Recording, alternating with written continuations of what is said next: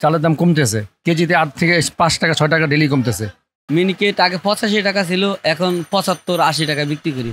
চালের দাম কমতেছে, কেজিতে 8 থেকে 10 টাকা কমতেছে।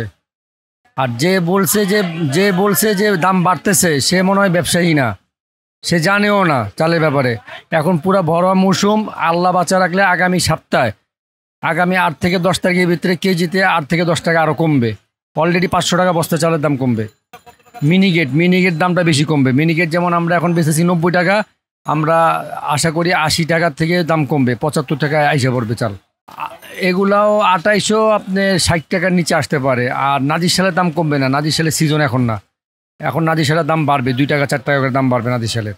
এখন হলো 28, 29 মিনিকেট, এই তিনটার সিজন এখন। এখন আমাদের হ্যাঁ, এগুলো আমাদের বাংলাদেশে চাল আছে, আবার কিছু ইন্ডিয়ান চালও আছে। অলরেডি ইন্ডিয়ান চাল আপনার ওই নতুন করে যে আমদানি ওটা বন্ধ হয়ে গেছে, যেগুলো চুক্তি আছে সেগুলো আসতেছে। এই যে বাজারে যে গুজব রটছে, আজকে গতকালকের পত্রিকায়ও দেখলাম যে চালের দাম বেড়েছে। না, এটা সত্যি না, এটা মিথ্যা। এটা যে পত্রিকায় লিখছে সে মিথ্যা বলছে।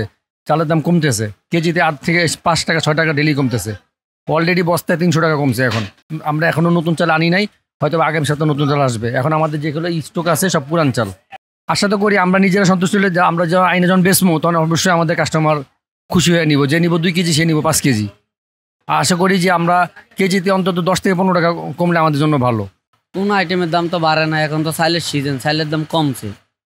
কে বলছে বাড়ছে? আমি তো দেখতেছি প্রতিনিয়ত চাইল আসতেছে, চাইলের দাম কমতেছে, দিন দিন আসতে আছে।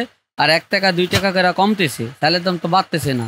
এখন তো চাইলের সিজন, ধান কাশে নতুন ধান আইছে, চাইলের দাম কমতেছে ভাই। মিনিকেট আগে 85 টাকা ছিল, এখন 75-80 টাকা বিক্রি করি। 75 টাকা বিক্রি করি, 75 থেকে 80 টাকা।